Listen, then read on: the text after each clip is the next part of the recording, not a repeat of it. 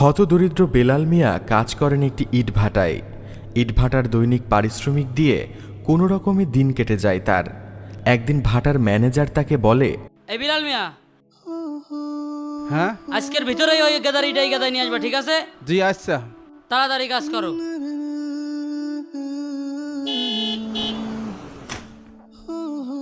গাড়ি নিয়ে আবার কি আসলো দেখি তো। স্যার আসেন। স্যার আসসালামু আলাইকুম। ওয়ালাইকুম সালাম। আসেন স্যার। আকিব, জি স্যার। ঢাকা শহরের মধ্যে সবথেকে বড় বিল্ডিং আমি করব। জি। প্রায় 50 লক্ষ টাকার ইট লাগবে। জি ইটটা অবশ্যই 1 নম্বর হওয়া চাই। স্যার, এটা নিয়ে আপনি কোনো চিন্তা করবেন না। এই যে ইটভাটাটা দেখতে পাচ্ছেন, এটা ঢাকা শহরের ভিতরে 1 নম্বর ইটভাটা। এখানে সবচেয়ে হাই কোয়ালিটির ইট পাওয়া যায় স্যার।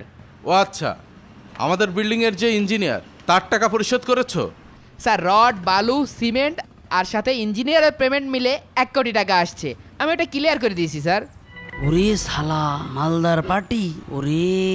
আর স্যার, কালকে কন্ট্রাক্টর ফোন দিয়ে জানিয়েছে টোটাল বিল্ডিং এর কাজ কমপ্লিট হতে 11 কোটি টাকা খরচ হবে। কি ব্যাপার, লোকটা চিনা চিনা মনে হচ্ছে।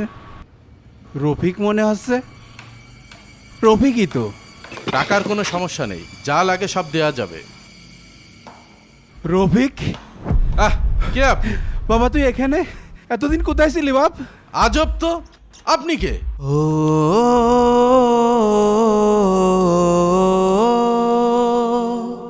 আপনাকে তো আমি চিনি না। মুরব্বি, আপনি আমাদের স্যারের সাথে বাবা, তুই এমন কোনে করছেন ছিলি কেন? বাবা? এই বিলাল স্যার, আচ্ছা, আচ্ছা, আচ্ছা, আরে বিলাল, এই ম্যানেজার একটু দেখেন। এতদিন তুই খোঁজ খবর দিস ঝামেলা না, করছো ফোনও কেন? করিস না। তুমি কি পাগল হলে নাকি? উফ, কি ঝামেলা। বাজান, বিলাল চাচা, তুই আমাকে চিনতে পারছিস না? তোর কত চেষ্টা করেছি, পাগল তোর ঠিকানাই জোগাড় আহ, করতে পারলাম। আমি তোর বাপ। কি? আপনি আমার বাবা? চাচা, আপনার মাথায় কি সমস্যা আছে? সামান্য ইট ভাটায় কাজ করে আমাকে জড়িয়ে ধরে সন্তানের পরিচয় দিচ্ছেন? আমি তো আপনাকে চিনিই না, কোনোদিন দেখিও নি। রফিক, আর আমার বাবা আব্বাস চৌধুরী, সে তো অনেক আগে মারা গেছে। কি বলছিস কি তুই বাবা? বিলাল মিয়া, ধুর, তুই তোর বাবাকে ভুলে গিয়েছিস? আজ ইটভাটায় কাজ করি বলে তুই পরিচয় দিতে চাচ্ছিস না? বললাম না আমি আপনাকে চিনি না, তারপরও আপনি আমাকে হেনস্থ করার চেষ্টা করছেন কেন? স্যার, এসব টাকার লোভে করছে মনে হয়। ও আচ্ছা, বুঝতে পেরেছি। আমাকে ইমোশনাল করে টাকা নেওয়ার ধান্দা না? টাকা চাইলেই তো হয়। এই ম্যানেজার, টাকা দাও। এই নেন স্যার। এই নেন, টাকা নেন।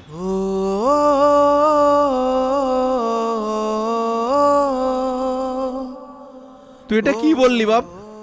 আমি টাকার জন্য তোর সাথে এরম করছি? দেখুন চাচা, আপনার সাথে কথা বলার সময় আমার নেই। এই ম্যানেজার, জি স্যার। দাঁড়িয়ে দেখছো কি? লোকটাকে সরাও। জি স্যার। এই মেয়ে, হট হট। এই বিলাল মিয়া, এই এই মেয়ে, চলো আপনি চলো, যান তো, কাজে শোন চলো। শোন শোন। হ্যালো, ও আচ্ছা, আজকে রাত্রে আপনাকে 10 লক্ষ টাকা পাঠিয়ে দিচ্ছি। স্যার, আমাদের এই ভাটার অনেক সুনাম রয়েছে। ঢাকা শহরের যত বড় বড় বিল্ডিং আছে, আমাদের এই ভাটার ইটি নিয়ে কাজ করে। শোনেন, আমাদের 120 গাড়ি 1 নম্বর ইট লাগবে। ঠিক আছে স্যার, কোনো সমস্যা নেই, দেওয়া যাবে। আমাদের অলরেডি বিল্ডিং এর কাজ শুরু হয়ে গেছে, 3 তলার কাজ চলছে। তা আপনি ইটগুলো কবে দিতে পারবেন?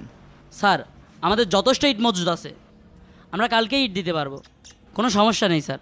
ঠিক আছে, তাহলে আমাদের অর্ডারটা কনফার্ম করেন, নাম্বারটা জি লেখেন। জি স্যার, ঠিক আছে স্যার। ওকে, ঠিক আছে। স্যার, ঠান্ডা খাওয়াই স্যার। না না না, থাক, নো থ্যাঙ্কস।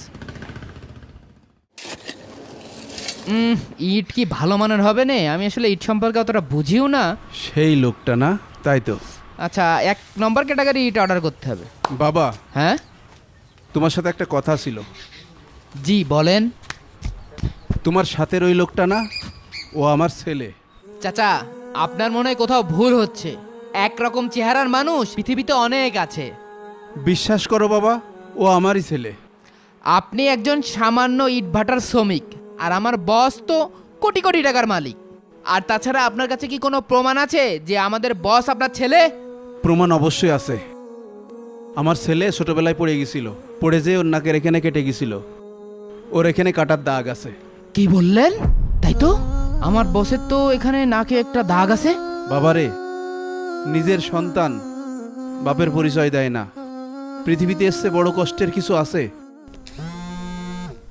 কে ফোন দিল? 1 মিনিট। জি স্যার। এই ম্যানেজার, ভাটার সামনে আসে তো। স্যার, আমি এখনই আসছি, পরে কথা বলছি স্যার। জি স্যার, জি। স্যার আসসালামু আলাইকুম স্যার। ওয়ালাইকুম সালাম। স্যার ইটভাটার ম্যানেজারের সাথে কথা বলা হয়েছে স্যার। উনি জানিয়েছে যে কালকে সকাল 10টার মধ্যেই গাড়ি সহ ইট পাঠায় দেবে। বাবা রফিক, স্যার ওই লোকটা আবার আসছে স্যার। চাচা আপনি আবার এসছেন? আপনাকে বললাম আমার বাবা অনেক আগে মারা গেছে, আর আমি আপনাকে চিনিই না, তারপরও আপনি বারবার এসে আমাকে ডিস্টার্ব করছেন। বাবারে তোর কোনো সমস্যা হয়েছে? তুই আমার সাথে এমন করছিস কেন? নিজের বাবাকে চিনতে পারছিস না? না, চিনতে পারছি না।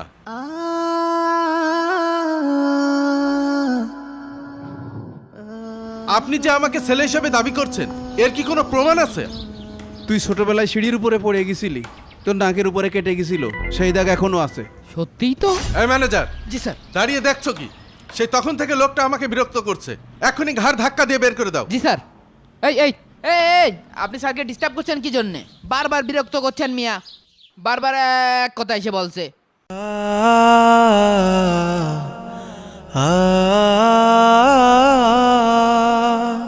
স্যার আমার যেন কেমন একটা সন্দেহ সন্দেহ লাগতেছে ওই মুরব্বীর কথাবার্তা শুনে। আপনার কথাবার্তার ভিতরে কোনো মিল পাচ্ছি না স্যার। এই তুমি এত বেশি বোঝো কেন? ম্যানেজারের মতো থাকো, পারিবারিক বিষয়ে তুমি নাক গলাতে আসবে না। সরি স্যার, আপনার উপর কথা বলার জন্য মাপ চেয়ে নিচ্ছি। আমার বাবা মা আজ থেকে 10 বছর আগে মারা গেছে। তারা দুনিয়া থেকে চলে যাওয়ার পরে আমি বড় একা হয়ে গেছি, এতিম হয়ে গেছি স্যার। মাঝে মাঝে মনে হয় যে আমার মাথার উপর থেকে ছায়া নেই স্যার। আমি এখন বুঝতে পারি বাবা মায়ের গুরুত্বটা সন্তানের জন্য কত। ম্যানেজার, তুমি কি বুঝতে পেরেছো? এটা কিন্তু অতিরিক্ত হয়ে যাচ্ছে। স্যার সর্বশেষ আমি একটা কথা বলতে চাই, জীবনে আপন বাবা মায়ের ভালোবাসা একবারই আসে, কারণ এটা আল্লাহ তাআলার পক্ষ থেকে একটা নেয়ামত। যে বাবা খেয়ে না খেয়ে আপনাকে লালন পালন করেছে, আপনি কি কখনো পারবেন তার ঋণ শোধ করতে? কোরআন হাদিস পড়ে যতটুকু জেনেছি স্যার, আল্লাহ তাআলা বলেন তোমরা তোমাদের পিতামাতার সাথে সর্বদা সদ আচরণ করো, সুন্দর ব্যবহার করো।